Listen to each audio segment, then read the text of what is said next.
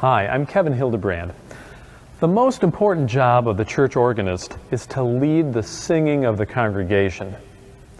And in this video, we'll explore ways to help our hymn playing in order to encourage good singing. Now, for good hymn playing, there's a number of considerations for us to think about. First of all, the tempo of the hymn. How fast or how slow shall we sing? And to start talking about tempo, really let's talk about the pulse of the hymn, the steady beat, or kind of the heartbeat of the hymn. Let's listen to a little bit of the hymn, The Church's One Foundation. That's hymn 644 in Lutheran Service Book. Let's hear if we can determine that pulse, a half-note pulse, as we listen to this first phrase.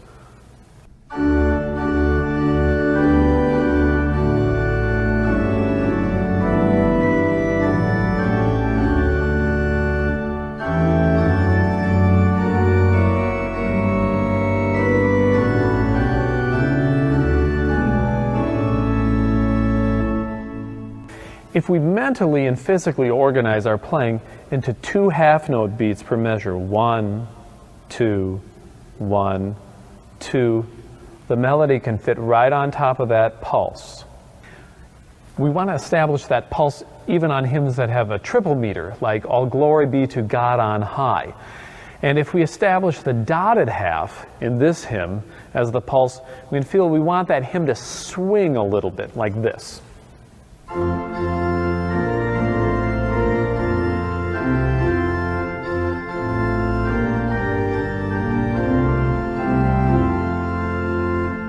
Do you hear that? How we can have 1, 2, 1, 2 as we go along, and then that triple meter, those groups of 3 in the melody fit right on top of that.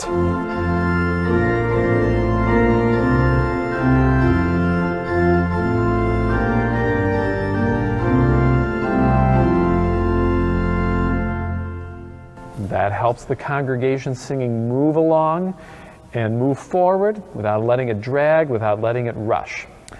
One thing that we should also remember is to consider the entire hymn in our playing and establishing of the tempo. When we look at the hymn, for instance, At the Lamb's High Feast We Sing, we can notice that it begins with these broad half notes. However, in the middle of the hymn, the melody has continuous quarter notes. It begins with this,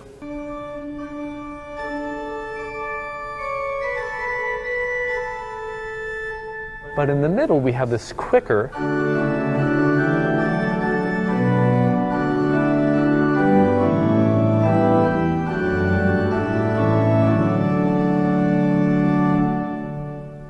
just be careful that you don't start that hymn too quickly, or the singers will run into problems when they get to the quicker quarter notes.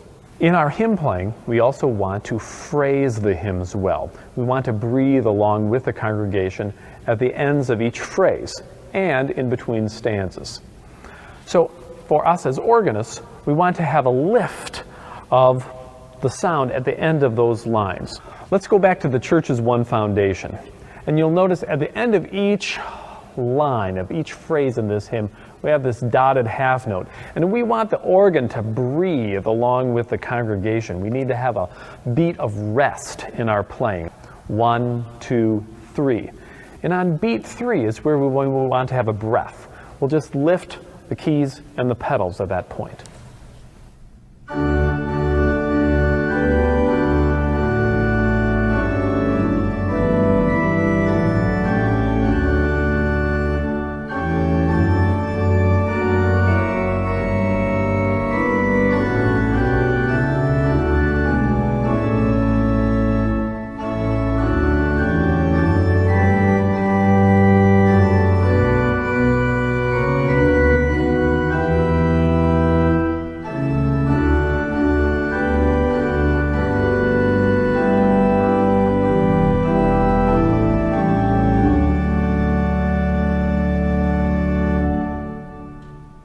Do you hear how at the ends of those phrases we have one beat where we're lifting the hands and the feet? So we have a beat of breath. Notice that we're not adding an extra beat in there. We're just simply lifting, in this case, on beat 3.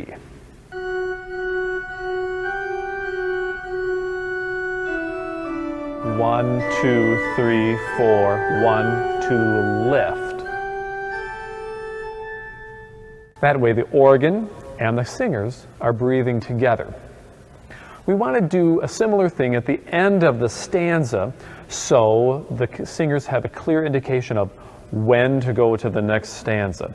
We usually need to add some extra time at the end of the stanza to make it clear that we've reached the end of the stanza and are preparing to go to the next one. Listen to this last phrase again.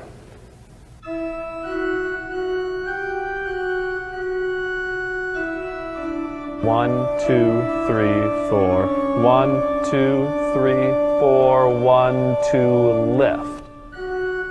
And then moving into the next stanza. If we don't add any extra beats, we would have a very short end of the stanza, and it may be unclear to the singers that it's time to start the next one. A hymn that ends in a whole note chord, such as Glory Be to Jesus, may be adequate to simply hold that chord for 1, 2, 3 beats, and then lift on beat 4, like this.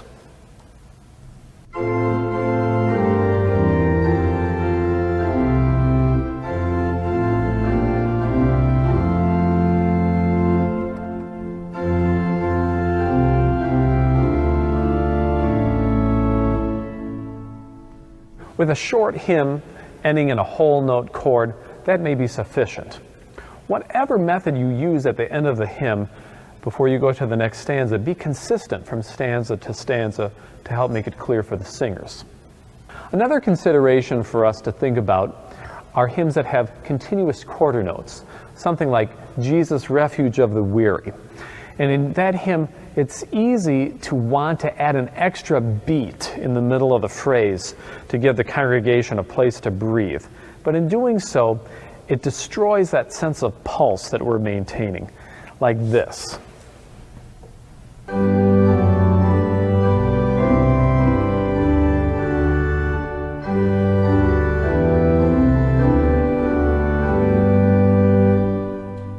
Did you hear how that extra beat in there kind of threw a wrench into the pulse, and it destroyed that sense of steady beat that we had?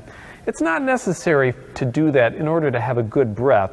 I think if we just lift the last note of the phrase a little quicker and just have a slight stretch without adding an extra beat, the congregation will be okay, like this.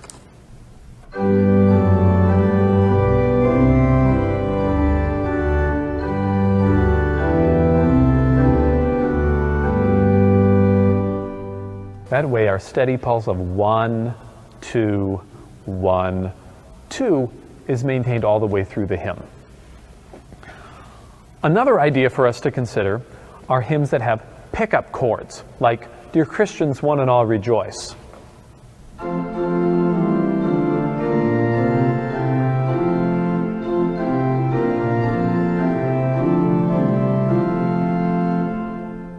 Playing that initial chord slightly detached will help to accent the next chord, the downbeat of that line, and help make the pulse clear.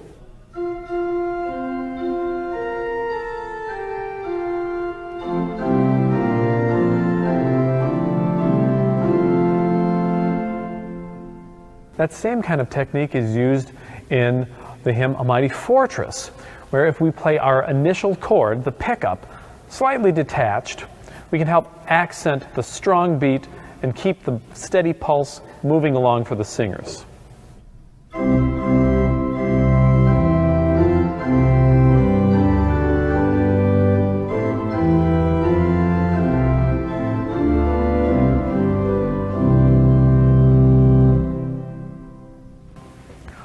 All of this assumes that you as the organist are very familiar with the hymn and know the notes very well.